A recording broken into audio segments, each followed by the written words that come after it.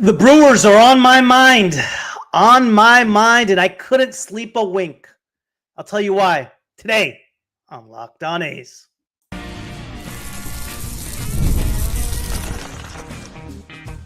You are Locked On A's, your daily podcast on the Athletics, part of the Locked On Podcast Network. Your team every day. Welcome to Locked On A's, part of the Locked On Podcast Network, your team every day. I am your host, Booney. One name, all passion. Thank you for making Locked On A's your first listen of the day. I'm from the Bay Area, and I've been a diehard A's fan since '81. This isn't just another A's podcast. This is the most informative and insightful show on the A's, period. We cover the A's every single day, breaking down games, delivering the latest team news, and giving you deep, thoughtful analysis you will not find anywhere else. If it's happening in Sacramento or in Las Vegas, we got you covered. We are free and available wherever you get your podcast, including YouTube. And please hit that subscribe button wherever you are following the show. Don't let the hat fool you. This is kind of like when Rocky Balboa had Ivan Drago's picture on his mirror in Rocky IV. Same thing here. Brewers are on my mind. Little motivation. That's all it is. You know, Rocky did it when he had to face Drago in Russia. Seemed to work for him. Well, maybe, it'll work for the A's today. Great show for you today. I want to clear up Nick Kurtz rumors and why it's not pressing that we bring him up right now. The A's dropped another one last night, and let's not sugarcoat it. They got out tough. The Brewers just punched the A's in the mouth early and never looked back. It wasn't just about talent or execution. It was about mentality. It was about culture. Milwaukee played like a team that knows who it is, that plays for each other and expects to win. The A's, well, they look to be a team that's still trying to figure out who they want to be. They don't have an identity right now in anything you do, in any team concept. It doesn't even need to be sports. In business, in family, in athletics, whatever it is, if you do not have an identity, it's a death sentence. Team culture isn't some fluffy buzzword coaches throw around in pressers. It's the heartbeat of every winning organization. It's how organizations handle adversity. It's how family handles adversity. It's how they respond to failure and how they grind out wins. And when bats go cold and things don't go how they are supposed to go, it's how you respond. The Brewers right now have that edge because their culture is built on accountability, consistency, and toughness. They don't play down to their opponents. They set the tone. Meanwhile, the A's are still trying to stitch together leadership, identity, and belief. Three things you cannot fake. Not for 162. What made last night's loss sting wasn't the final score. Actually, for the first 6 innings, I was happy with the A's performance. Very happy. I thought JT Ginn was awesome. I thought they competed. I thought they got on base. They didn't get the key hit. That's okay. But I thought they were together until the 7th hit. And then we were to the same team that I saw earlier this year at home. And at that point, it was about how the Brewers imposed their will. The A's had moments, sure, but Milwaukee never blinked. It's a veteran club. They have youngsters, yes. But they're together. They know how to close out games and how to shut down momentum. The A's, like I said, are still trying to figure out identity. They're still in a building mode. Until that flips, they're built with a room full of guys who hate losing more than they like stats. They'll keep losing these winnable games to teams like the Brewers, who simply want it more. Semboy, top of the morning to you, bud. Yeah, I hope so. I'm rooting for 2 out of 3.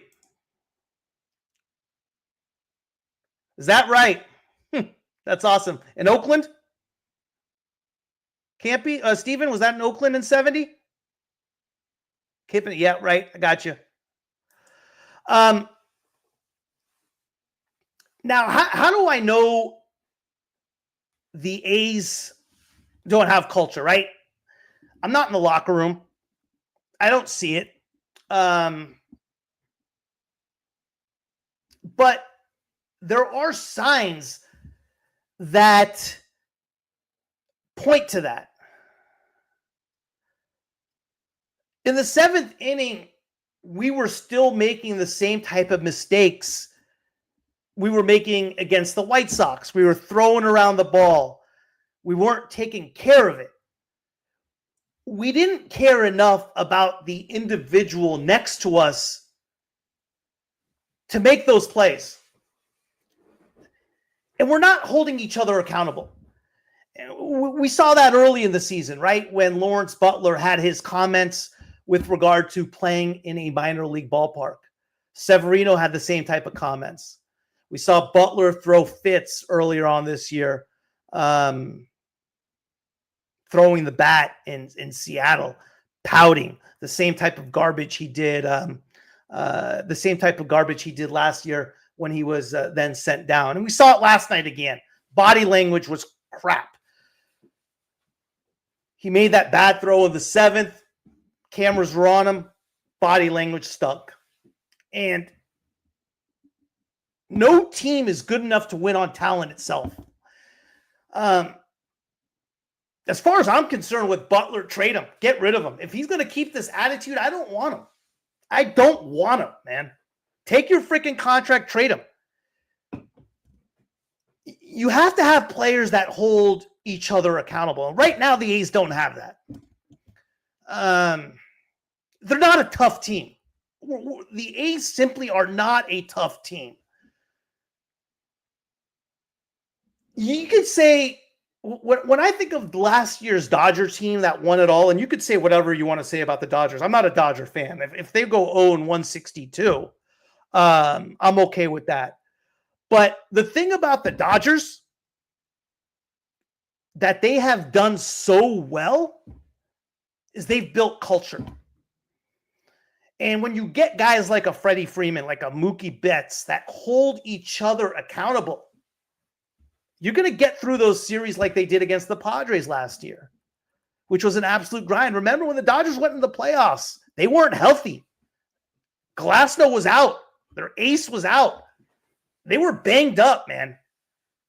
But they were a tough team. So say whatever you want to say about the Dodgers and their payroll. Their payroll didn't win it last year. They've had big payrolls for a number of years where they've lost year in and year out. Last year was different. Culture, togetherness, and toughness won that championship for them. And that's what's been the successful mode of the A's for so long.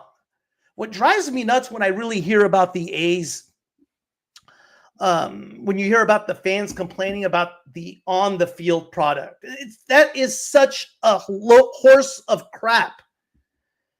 The A's have been to the postseason 11 times since 2000. 7th most in all of baseball.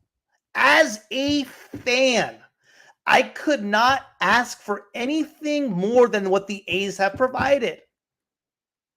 They've been a gutty team, and they've won it with individuals that have a common bond. And what's that common bond? That common bond is guys that have been let go by other teams, guys that other teams haven't thought much of, that guys that have been told no. And in life, who can't relate to us? How many of us haven't gotten a job that we think we should have gotten, have gotten rejected from something we thought we should have had? We can all relate to that, right? That, oh, how many times have we said, oh boy, did they make a mistake? We're going to show them. And that's what's relatable about the A's. I never cared about payroll. I could care less who the owner was. I care that every day the A's put out a product on the field that competed in the right way, that were tough, that gave themselves a chance, that were together. Sure, do I wish we signed some free agents? Absolutely. But at the end of the day, the A's have been a tough team and beyond successful. Do I wish they had more postseason success? Of course. But even you look at, when was the last time the Yankees won a championship? It's hard to win championships. I mean, the Dodgers don't win last year, and if you take out the COVID year of 2020, which was a shortened year, I mean, last time they won was 88. It's hard to win championships. The measure of success in baseball is getting to the postseason. Because as we all know, anything can happen in the postseason. And the A's have done that. And they've done it with grittiness. You know, this Milwaukee team has made the postseason 6 of the last 7 years. Their payroll isn't much. Their payroll this year is at $111 million. And they're one of the Major League Baseball's top 10 teams. But when you look at them on paper, you're like, okay, who do they really have? They have their superstar, his best year was 4 or 5 years ago in Christian Yelich. And we started seeing a little bit of the old Christian Yelich last night. Their big superstar is probably their young 21-year-old in Jackson Churio. But when I look at their team, I mean, Bryce Terang at the top of the order. I mean, you talk about a guy that's just grindy. He's hitting over 300. Every time he gets on base, it's a freaking nightmare. I mean, who else do they have? Jackson Churio, Yelich, Contreras is their catcher. Frelick, who's another grinder. Jake Bowers, Bryce Hoskins, Joey Ortiz, Bryce Mitchell, Durbin, the kid they had last night, made his major league debut, who beat out the infield hit in the third that started the 2-run rally, is a 14th round pick. But the thing is with the Brewers right now is you can tell they care about each other. They want to do it for each other. The A's right now, no. And like I said, I as an A's fan, some of the most unenjoyable years I had, believe it or not, was 88 through 92. Yep, the best years of the A's, right? Besides Dave Stewart and some of those guys, when you spend that much on a team, you expect them to win. And they were a team that was built on individual talent. But a team that wasn't together. And they weren't successful. When you look back at that age of the A's, they won 1 championship. They got swept by the Reds in 91. Did you know the Reds were the biggest underdog in World Series history going into a World Series game? No other team was a bigger underdog than the Reds in that World Series. I never enjoyed those teams. I enjoyed the rebuilding was tough. It was new to everybody, right? But I tell you, man, 99, 98, 2000, jeez. That was a team built on culture, toughness, grittiness, and something we have lost right now. Lawrence Butler's pissing me off because he did the same crap last year. And it's easy. And when I base my prediction on the A's success this year, I made a mistake. I made a huge mistake. I based it on July and August. And let me tell you what I based it. I based it on them being successful as far as talent in July and August. And they were 29 and 22 those 2 months. They gave away 3 games. They had one of the top 5 records in the American League. I believe the 4th best record at 29 and 22. And it could have been even better. But what I didn't calculate was adversity. Lawrence Butler never had any adversity during those months. He was absolutely on fire. Absolutely on fire. And it's easy to go forward when everything is ticking. Everyone's smiling. It's the greatest thing going. But once the adversity hits, as a team, you get a true test on who you are. And right now I see a team that makes excuses on where they play. I see body language that stinks. I see them throwing the ball around, which tells me they don't care about each other. You can say whatever you want to the press, but how you play and making simple plays tells a lot about you and how you care about your teammates.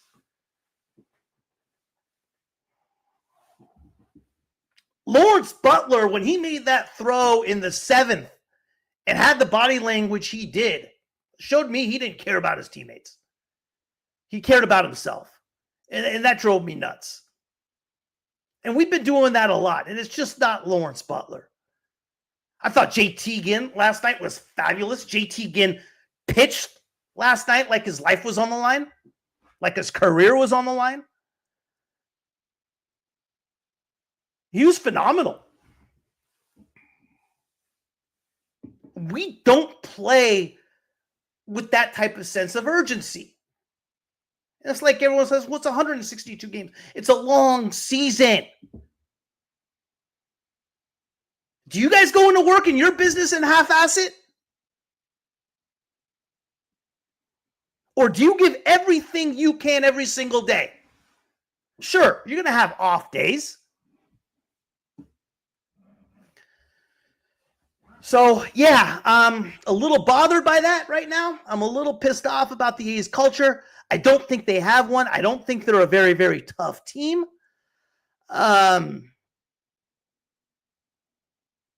don't think they hold each other accountable.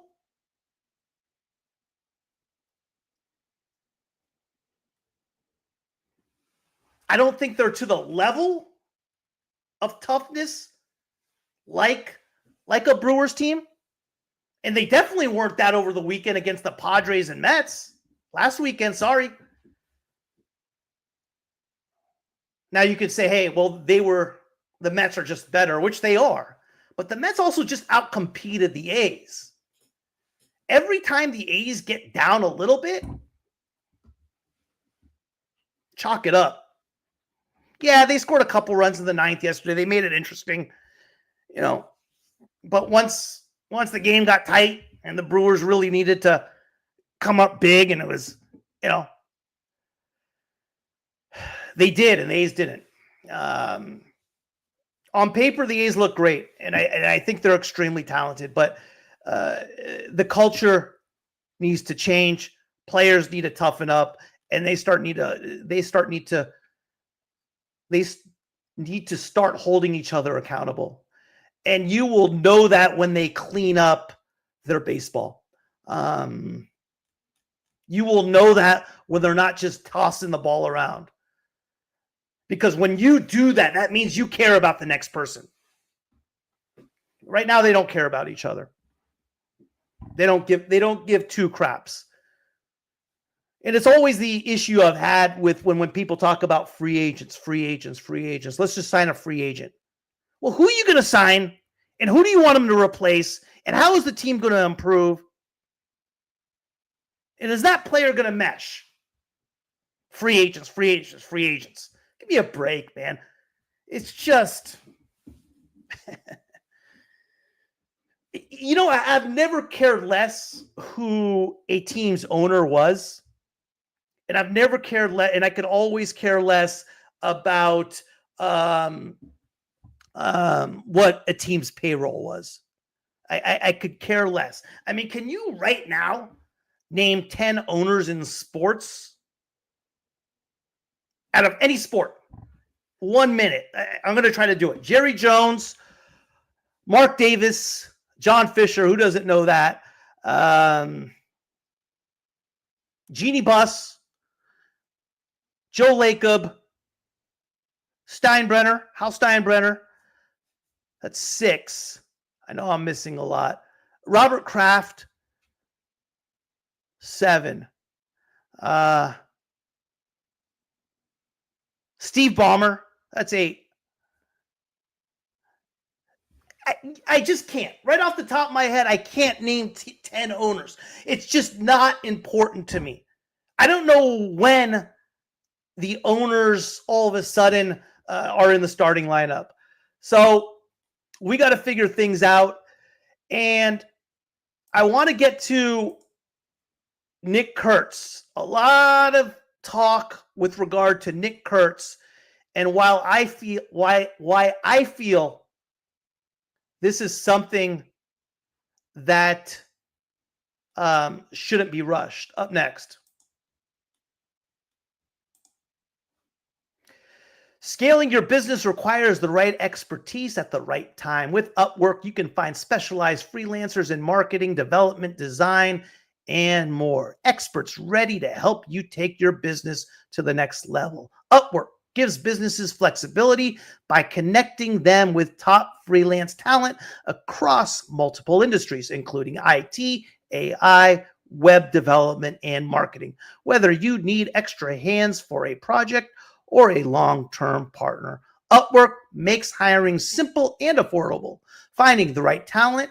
If you need help with a marketing campaign, Upwork can connect you with a freelance expert who delivered incredible results. Posting a job is free and simple, and within a day, with multiple qualified candidates to choose from. Instead of hiring full-time, Upwork helps find affordable top-tier freelancers to scale my business efficiently. Visit Upwork.com right now and post your job for free. That's Upwork.com. Upwork.com to connect with top talent and grow your business today. This episode is also brought to you in part by Supply House. Get the supplies you need from the site made for the skilled trade, Supply House. Whether you are in plumbing, HVAC, or electrical work, Supply House is the reliable way to order products online. Their easy-to-use website is packed with helpful resources and the latest product info to help you get the job done right. Plus, with a complete inventory over 200,000 parts from 400 plus top brands, you will find exactly what you need. Delivered fast from coast to coast. Need help with an order? Supply House offers expert support and industry-leading service, so you will always talk to a real person. And for trade pros looking for an extra edge, their free Trade Master program offers exclusive perks like a dedicated phone line, free shipping, and discounts on every order. Thousands of skilled professionals are already taking advantage. Now it's your turn. Join the Trade Master program today at supplyhouse.com/TM and start ordering with plumbing, HVAC, and electrical supplies with just a few clicks. Plus, use promo code SH5 for 5% off your first order. That's supplyhouse.com.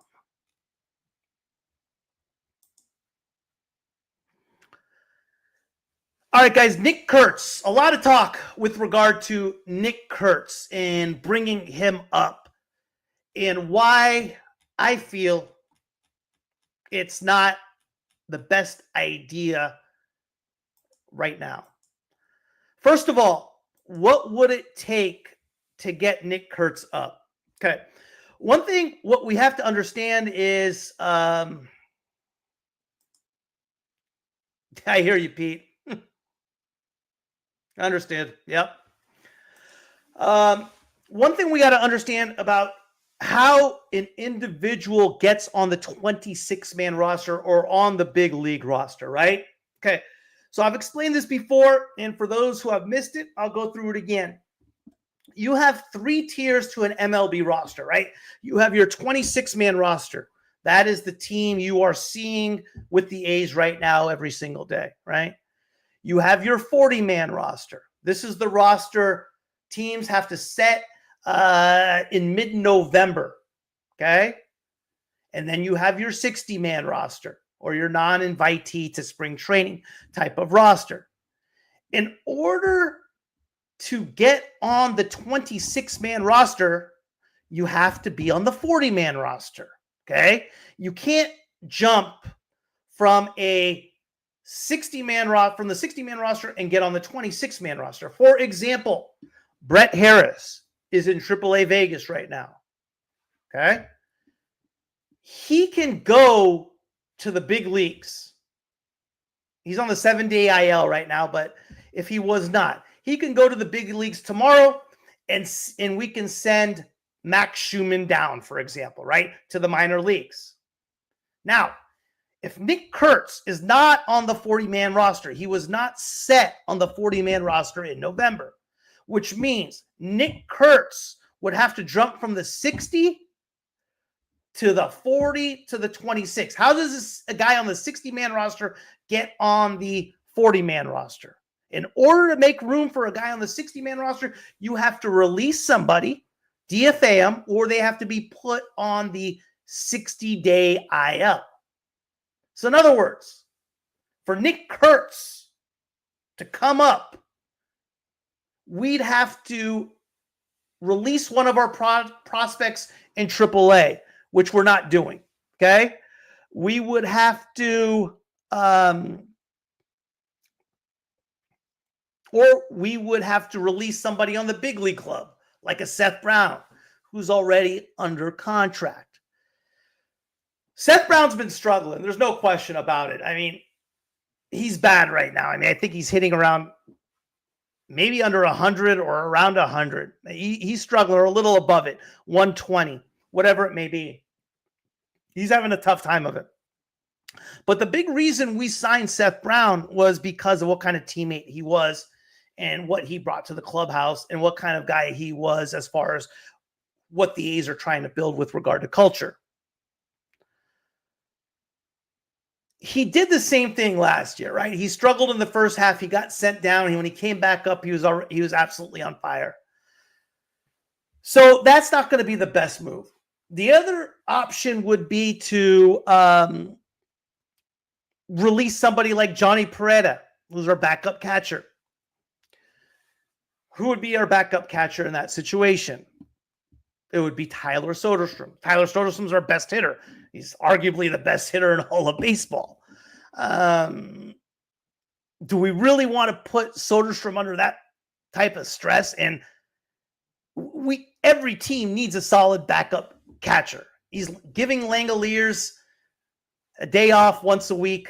It's tough to release that. Finally, Nick Kurtz he's great. He is the man. There's no question about it. He is who we thought he was going to be. But let's talk about one thing about Kurtz. You got to remember, Kurtz coming up and when he was drafted was an elite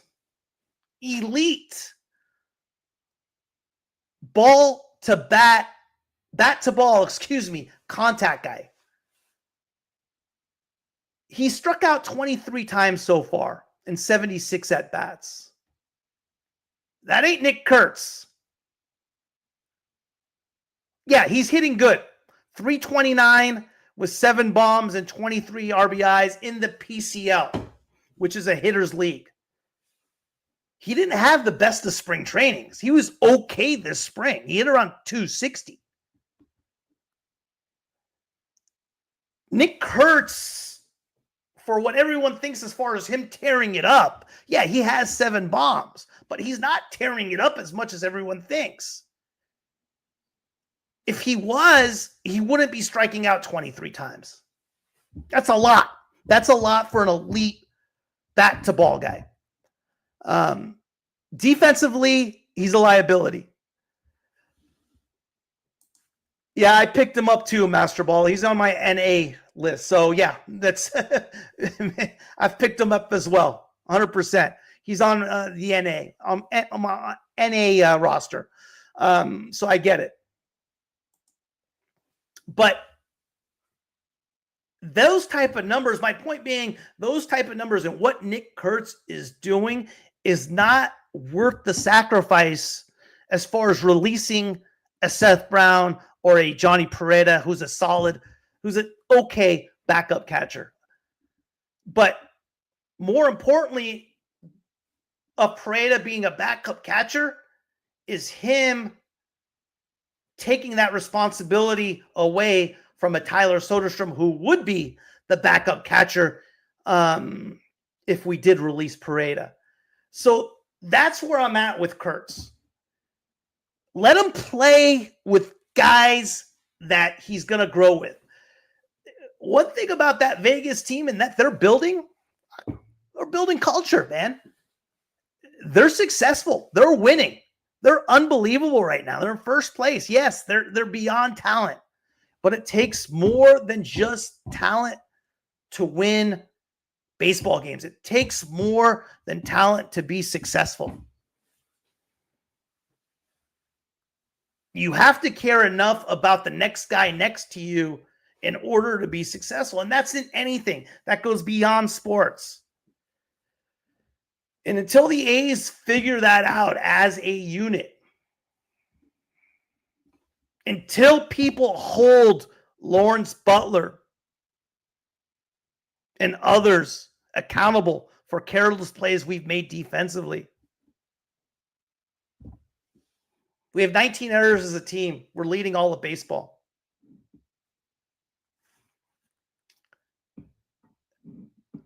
The 69 and 93 team last year, right now, the second half of the season, it was more fun to watch than this team right now. I'm not enjoying watching this team play. I am not enjoying them. I am not enjoying watching them. They have zero passion. They have zero grit. They have zero toughness. Is it early? Yes. Absolutely. Right now, through 20 games, that's what I see. And until that gets figured out, we're going to be the same old A's, man. Until we stop complaining about what park we're playing in and what ownership's doing and what is going on with our move, we got bigger problems. If that's bothering you, we're never going to be a successful team. There's no way. Because on paper last night, we're a better team than the Brewers. And if we don't figure this out real quick, the Brewers are going to sweep us, and they're going to sweep us easily. Not because they're better. It's because they're tougher and they're more together. But hey, if the A's realize that they got punched in the mouth like what I saw last night, then they'll respond. And we'll see how they respond today. And like I said, it's not about wins and losses, guys. It's about how you play, how you react, how's your body language, how do you treat your teammates. And right now, it sucked. It has absolutely sucked. So, hopefully we'll figure it out. Hopefully we'll toughen it up. We'll see, man. Play at 4:10 tonight. We got to get it figured out as a team. There needs to be some sort of togetherness, some sort of toughness. We'll see. In the meantime, guys, hey, thanks for joining me this morning, and thank you for making Locked On A's your first listen today. For your second listen, check out the all-new Locked On MLB Game Night. Every game, every night, all season long. Get local analysis on a national scale. Find MLB Game Night on Locked On MLB on YouTube or wherever you listen to your podcasts. I'll see you guys later. Have a good Saturday.